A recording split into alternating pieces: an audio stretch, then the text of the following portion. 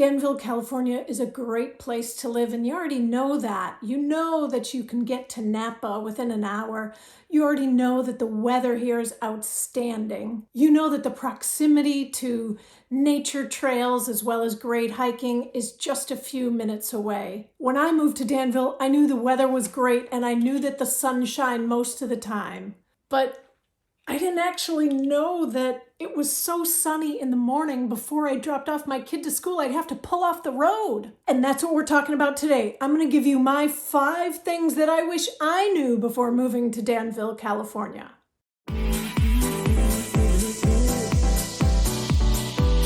If this is your first time visiting my channel, on this channel we talk about everything good, bad, and ugly about real estate in the Outer East Bay. Just hit the subscribe button down below, hit the like on this video, and then tap the bell for notifications so I can let you know every time I put out a new video. My name is Lisa Peck and I'm a local real estate agent right here in Danville, California. I've been getting a lot of calls, texts, and emails just about folks who are considering moving to the Outer East Bay. My goal is to give you as much information as possible so that you can make the best decision for yourself and your family. So whether you're looking to move in 10 days or 10 weeks, it doesn't really matter. Just drop me a line. Feel free to call me, text me, email me, or there's even a Calendly link right down below to sign up for a free consultation. We love it and we're happy to help you in any way we can. And if you haven't already, hit the like button, subscribe, and also the bell to get notified so I can let you know every time I put out new content. Okay, so the top 5 things that I wish I knew before moving to Danville, California. On the top of the list, I gotta be honest, it's transportation. Number 1, we have mountains, we have ocean, we have a bay as well.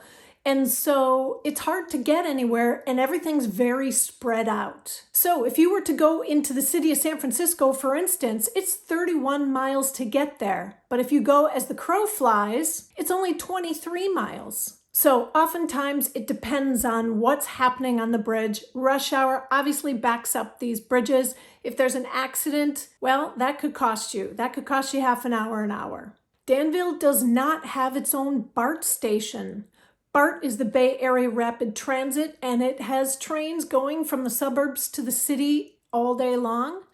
And there is no BART station in Danville. However, there is a park and ride in Danville where you can go and park your car and then hop on a bus. The bus takes you right to Walnut Creek so that you can take the train into the city or wherever it is that you're trying to get to. If you're coming from an urban environment, you might be used to walking to get to your destination or maybe even riding a bike to get to your destination. Here in Danville, we walk and ride because we enjoy to walk and ride. It's not necessarily a method of transportation because things are so far away, so far apart, I should say. With that being said, thankfully, the schools are usually close enough that your kids can walk to the lower grades, elementary school especially. Number 2, moving to a city can be really difficult to make new friends, but don't worry. In Danville, it's so family oriented that friends come along for the ride. So Danville has 6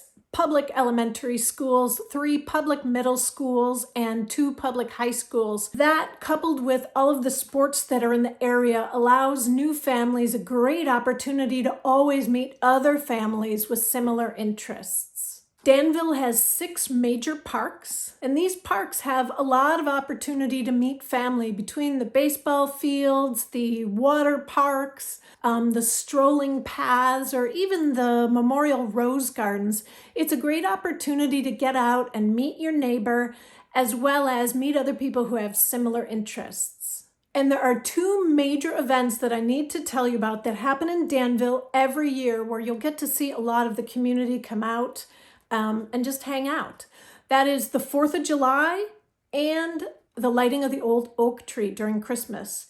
Now, the 4th of July parade is very well populated from folks in Danville as well as neighboring areas as well. So if you're planning on going to the 4th of July parade, just bring your chair early so you can get a seat because it does fill up quickly. Now, the lighting of the old oak tree happens right after Thanksgiving every year, and it's a big event here in Danville. It happens right on Diablo Road at the very old oak tree that is just west of the highway.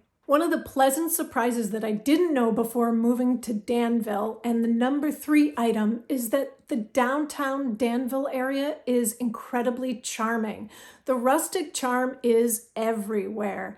You won't see a whole lot of big box stores here in downtown Danville, but you will see local, independently owned, well-run businesses from folks who are probably your neighbors, who live nearby and truly care about the service that they provide to their neighbors. There's a total of 787 total businesses that are registered to the town of Danville as of right now, April of 2022. A large number of older homes have been preserved near the downtown. The downtown area has strong restrictions regarding large developments. The Danville area was part originally of the notable Mexican land grant named Rancho San Ramon. Daniel Inman and his brother Andrew purchased a large acreage in 1854 with money that they made during the gold rush. The town began as a farming community, primarily growing wheat, and changed over to producing fruits and nuts in 1891 after the arrival of the Southern Pacific Railroad. The raising of cattle and sheep were significant factors for the economy, and Danville was developed as a residential community beginning in 1947. Okay, so the number 4 thing to know before moving to Danville is everybody says it's so expensive. And while, yes, things are expensive, Danvillians find a way. Utilities are super expensive. But in Danville, we have enough sun that if you choose to use solar, you certainly can combat that expense. By the way, if you haven't yet seen my video about the costs of living in Danville, California, check it out right over here. Gas. Gas is expensive in Danville. Gas is really expensive in Danville, which is why you will see a whole lot of electric-powered vehicles on the road right here in Danville. I'd say over half the vehicles I see on a day-to-day basis in Danville are running on electric. Homes. Certainly homes are pricey in Danville. I just looked this morning. The median sale price for single-family home is about $2.4 million. With that being said, you got to think about what you get because it's all about value, right? Danville has been named for the 5th year in a row the number 1 safest city in all of California. The other thing that you get when you have a home in Danville is the weather. Best Places rated Danville 8.5 out of 10 in terms of comfortability. And that's for all year round. In fact, in the summer, Best Places rated Danville 9.4 out of 10. I'm going to put the link down below so you can see it. I'll also put the link for the safety stats. Number 5. The number 5 thing to know when you're moving to Danville is that outdoor living is basically guaranteed. So many of the homes that you see will have sliding glass doors to the outside. They'll have tons of space outside that they actually use on a regular basis.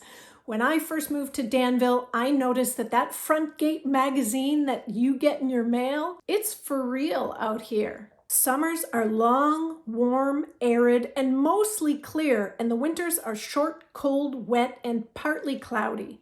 Over the course of a year, the temperature typically varies anywhere from 40 degrees to 81 degrees Fahrenheit. It's rarely below 32 degrees freezing, and it's rarely above 91 degrees Fahrenheit.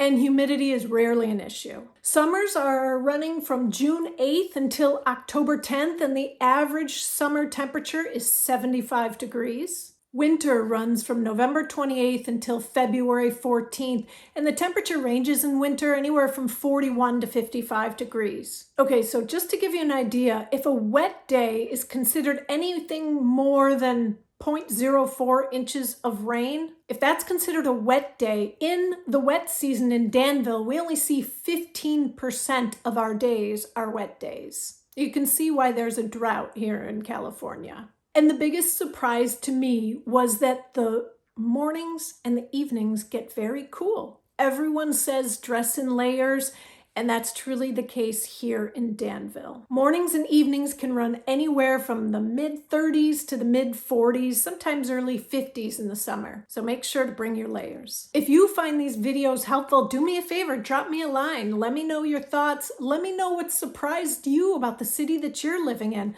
Just drop it in the comments down below. So I hope this gives you a great idea of things that you can expect when you move to Danville, California. Absolutely no city is perfect.